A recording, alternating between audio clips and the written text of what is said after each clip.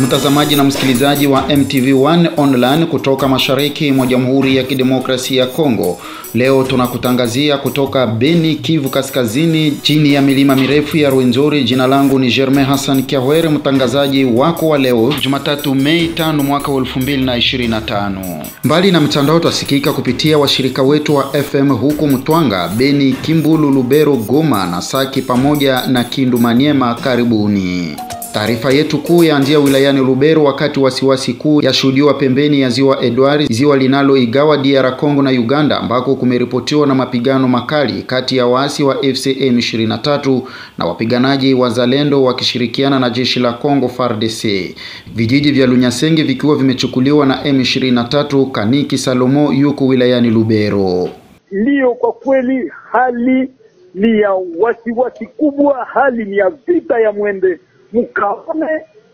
Ngambo mbili wanatuangana kama Ndilake, Kiserera, Talia hadi Lunyasenge, na wakati tuko napanda mitamboni tu kasi ndio iko na rindima. Watu wanajiuliza kulikoni. Watu wanaongea, watu wanasema wao ni wakongomani wao kwa wao. Kwa nini hata watu wawe wa Afrika watu wote ni weusi, lakini watu wawane kama nyama? Huruma ikwishe kwa watu, watoto, wa mama hawana kwa kukimbilia. Pembezoni kwa udongo ni milima, pembeni ni bahari. Kwa kweli watu huruma ya watoto, wa mama wagonjwa. Watu wamekuwa shetani. Kwa nini? Wakuu viongozi wa serikali hakuna naye sema. Watu wananyamaza na kusema kwa ngambo moja kuliko watu kusema juu ya binadamu. Kwa nini tunapoteza umutu na tunatazama na macho? Tumalizane tutazama na macho. Vita sio mara ya kwanza hiyo kwa Kongo. Kwa Kongomani wako asili yao. Vita ikiwa watu wanaikala wanaongea. Kwa nini watu wakose kuelewana? Tuwaomba hii maongezi yao ambao wanasema Doha, Nairobi, sijue Angola. Kwa nini watu wakose kupata solution? Tunaomba watu waheshimu. Kila mwenye silaha ajue ya kama ukapiga silaha uko na pesa watu. Silaha ikome kwa ngambo zote. Nasema zote, ngambo zote zisimamishe silaha. Na hali ya kiutu ikoje? Ni tabu, mwandishi habari. Ni tabu kubwa. Watu wanatoka Lunyasenge hadi Kasindi bila maji ya kunywa, Kasindi bila chakula. Kwani hawezi kubeba chakula ndani ya mtumbwi? Watu wanatoka Lunyasenge wanajielekeza wengine Vichumbi. Na tuna habari ambayo yathibitishwa kama kuna hata mtumbwi mmoja iliweza kupata shida. Lakini ngali habari hii ngali, lakini kwa nini watu wako wanaingia ndani ya bahari? Wengine wanakimbia ndani ya mawe ambako hakuna chochote kile. Tunaomba huruma iwe kwa ulimwengu wote wa kimataifa, utumike. Kila mtu atumike. Human Rights Watch, Amnesty International, Msalaba Mwekundu, watu wasaidie wale wahanga ambao hawangali na yeyote yule wa kuwasemea.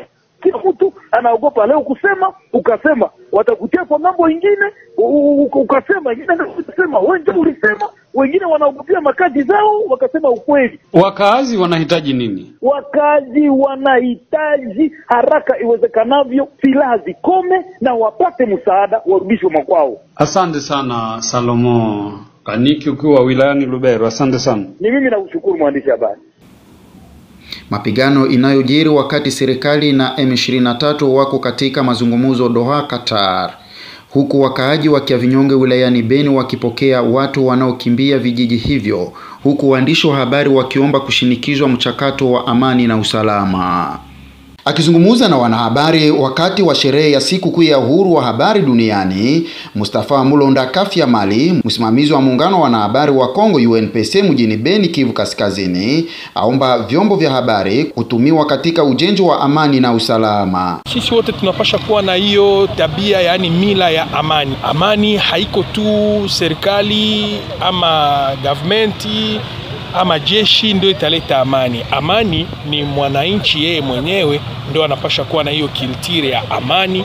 Amani inaweza ikakuwa inahimizwa kwenye mashule, na mtoto wakati atakomala atajua shurti ya amani. Na kama vile wapasha habari tutaikala tuwazungumzie namna gani hiyo eneo anaita journalisme sensible au conflit, yani upasha habari wa kuweza kuleta amani ndani ya mji, namna gani tunaweza tukaifanya ndani ya mwaka huu ujao. Shirika la Benevolencia Grand Lac linalopambana na habari potofu zinazokuwa hatarishi kwa wananchi na umma, akisema Jonas Kasereka wa Benevolencia Grand Lac. Tuniweza kuhamasisha waandishi wa habari na hata watu wengine wajizuize kutapanya ujumbe ambazo hazina uhakika ama habari za uongo ndani ya mitandao ya kijamii, kwa sababu habari hizo zimeleta mashida nyingi katika jamii yetu, hususan wakati huu ambako kuna vita mashariki mwa Kongo ya Kidemokrasia. Mitandao ya kijamii imetumikishwa kama bunduki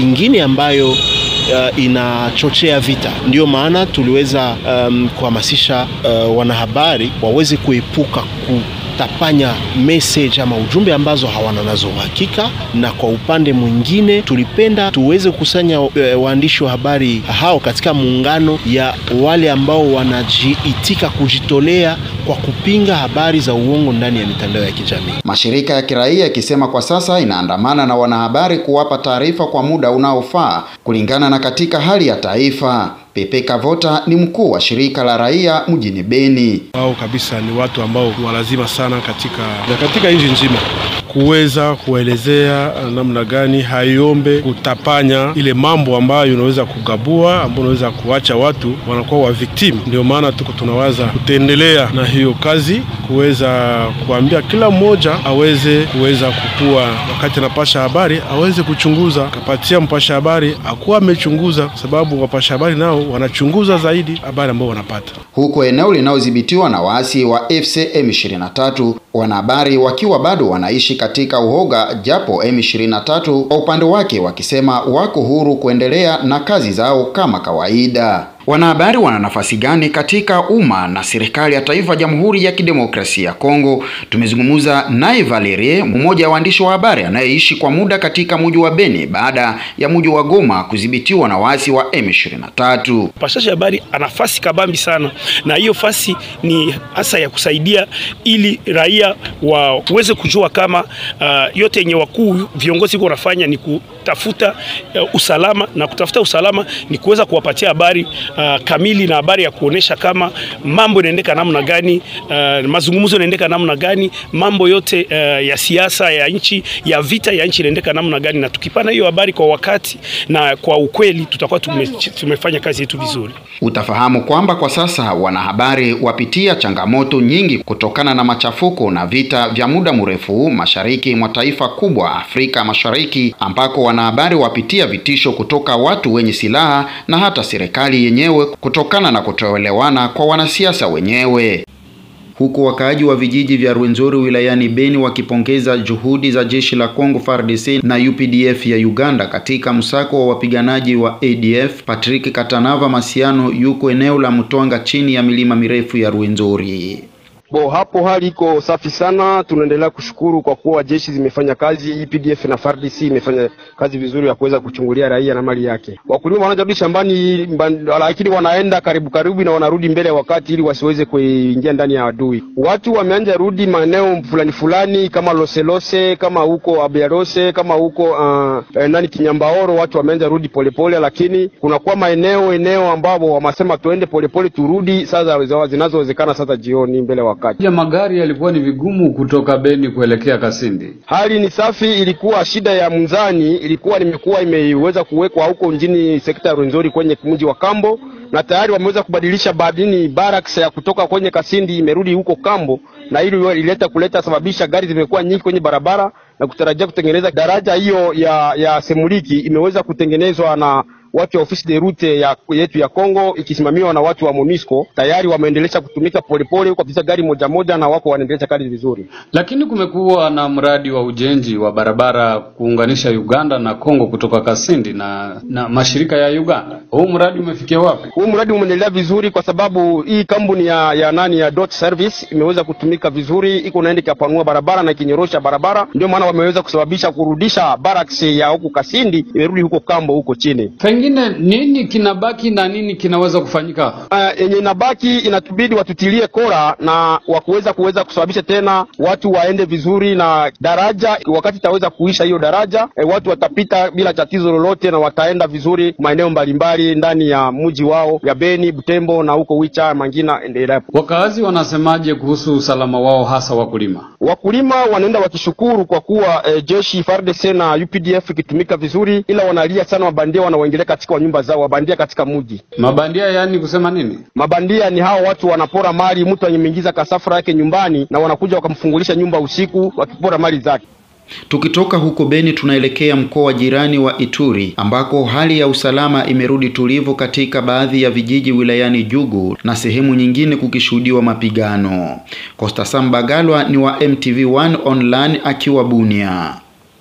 Ndio, jimboni Ituri hali imeendelea kuwa kimya mdogo, umeendelea kuzidi katika maeneo mbalimbali, ila ni huko mtaani Jugu ambapo tumesikia mapambano tangu jana imeripotiwa huko kwenye Bahema Panywaji kando ya ziwa Albert. Pambano hayo limetolewa na wapiganaji wa Bwana Thomas Lubanga na jeshi FARDC. Alafu kulingana na msemaji wa jeshi FARDC Luteni Jean Ngongo, mapambano haya yameendelea. Wapiganaji wa CRP waliweza kuogopa na kukimbia wakiacha silaha zao, kwani kuna ndege FARDC ambayo iliweza kutumiziwa vile kwa ajili ya kumaliza kuleta amani katika mji huyo. Lakini siku zilizopita jeshi la Kongo, katika ripoti yetu ulisema kwamba jeshi la Kongo limesema limewapa mkongoto, limewapiga. Ndio, wamewapa mkongoto huko kabisa, lakini kwa ukweli ni vijana ambao wamekimbia katika majiji mbalimbali, alafu hawakomi kabisa, hawakomi, na wamesema wao wataendelea kwani wamepigania haki yao. Ndivyo mmoja wamekuwa wakizungumza, ila jeshi imesema hayo haitachoka na wataendelea kuwapiga kabisa na kuleta amani. Siku alipowasili hapo Chifu Kawamandro alisema kwamba yupo tayari yeye mwenyewe kwenda kwenye mapigano na hata kubali Bwana Thomas Lubanga kuendelea na mapigano. Sasa Bwana Thomas Lubanga na Izka Wapanga Mandro ni watu ambao walitumika pamoja katika miaka nyingi hapa Ituri. Alafu wakati alikuwa akizungumza vile hatujui nini inaacha hakamati vile silaha na kuweza kukimbiza ama kupiga wale watu wa Bwana Thomas Lubanga. Alafu kwa sasa Bwana Izka Wapanga Mandro yupo Kinshasa, amewasili Kinshasa kisha kutoka kwake huko Chomia ambapo alikuwa akifanya mazungumzo na raia ya Bahema Panywaji.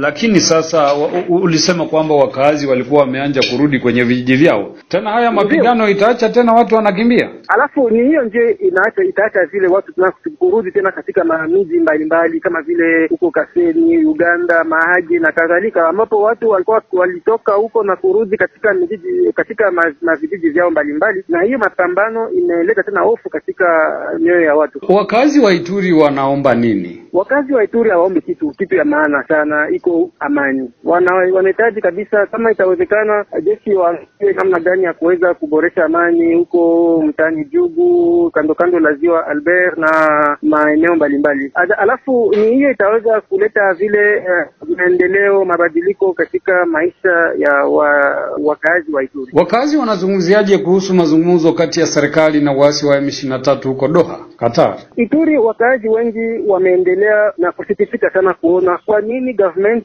imeitika kuzungumza na waasi wa M23 alafu watu wanaendelea kukufa. Iliombwa wakamate hatua ya kuzungumza wakati zilizopita, miaka zilizopita, wapi ambapo waasi walikuwa wajakamata miji mbalimbali kama vile Goma, Bukavu na maeneo nyingine. Alafu kwa sasa watu wamekuwa wakijiswali kabisa na wakijiuliza kwa nini government inatesa maisha ya watu, kwa nini government inaitika kwa leo kisha watu milioni kukufa. Ni hiyo ndio watu wamekuwa wakika sana Ituri.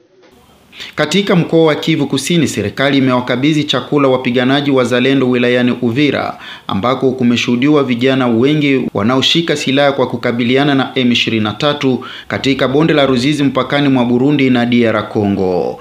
Thomson Unjibatangalwa William yuko Uvira. Maharage, mchele, unga, chumvi na mafuta ni msaada wa chakula walichokipata wazalendo walio kwenye mashamba ya mapigano tarafani Walungu, Uvira, Mwenga na Fizi Mgao ulifanyika Ijumaa tarehe 2 Mei ukitekelezwa naye mratibu wa wazalendo kusini mwa Kivu Kusini Bwana Mutula Samadari Mwami Wembasi. Ni msaada uliotolewa naye naibu gavana wa Kivu ya Kusini mwanasheria Jean-Jacques Elakano akiwa Luvungi bondeni mwa mto Ruzizi. Samadari mbele ya wazalendo anasema tumeweza kwenda kuangalia vikosi ambavyo vikosi vyetu ambavyo vinakuwa hapo na kuonana na coordinateur provincial au coordinateur militaire wa Sud Kivu William Yakutumba na makamu wake General Makanaki Kasimbira John. Hapo tumeweza kusema twende kuangalia, tumepata assistance ya province, ndio maana tumeweza kusema twende kwenda kuwaona na kuwafikishia ile assistance ya province ya Sud Kivu ambayo tumepewa na mheshimiwa Jean-Jacques Elakano. Kwa kweli tunafurahia sana gavana wetu Jean-Jacques Elakano, kwanza kwa kuweza kuresiste pamoja na sisi. Vile vile tunashukuru maire de la ville Kiki Kapenda kwa kuweza kuresiste pamoja na sisi, na kwa hiyo tumeweza kupata assistance ya vitu kadhaa ambayo ilikuwa ya kusaidia wazalendo. Tumeweza kupata unga, yani bunga, tumeweza kupata mafuta, tumeweza kupata maharagi, tumeweza kupata chumvi, tumeweza kupata mabashe ili kuweza kusaidia wazalendo na kupata chakula kwa kazi ambayo wamejitolea kwa kulinda nchi yetu na mipaka ya nchi. Huyu hapa mkuu wa chumba cha 4 cha uratibu wa operesheni za kivita za wazalendo aliyepokea chakula hicho pa Luvungi. Tulikuwa tunasumbuka na njala, tunaona kama hii msaada iendelee hivi. Dili yenyewe mlipata hii mawazo, muendelee katika hii mawazo ili mzidi kutusaidia. Kwa kweli naona unga, naona maharagi, naona mafuta, naona chumvi. Nafikiri ni vitu ambavyo tunaviona vipi. Fasi yenyewe mlitosha hii, Mungu awabariki, amipatie nia ya kufanya nini, ya kutuongezea tena chakula ingine. Kwa gavana tunaendelea kumshukuru, si mara ya kwanza, tunaona kama yeye ni mzalendo kabisa zidi ya magavana wengine wa maprovince zetu zenye zinaunda Grand Kivu. Tunaona kama yeye ni mmoja kati ya wazalendo mwenye anatukumbuka na kutushiriki muda wote. Kwa wananchi wengine tunaendelea kuwa nao pamoja, tunawahimiza tushirikiane kwa habari. Ratibu Samadar anafafanua hapa namna ulivyofanyika mgao huo. Serikali imejirudia, inaanza kuleta kidogo kidogo, na hiyo chakula imeweza kugabuliwa hivi wana journaliste.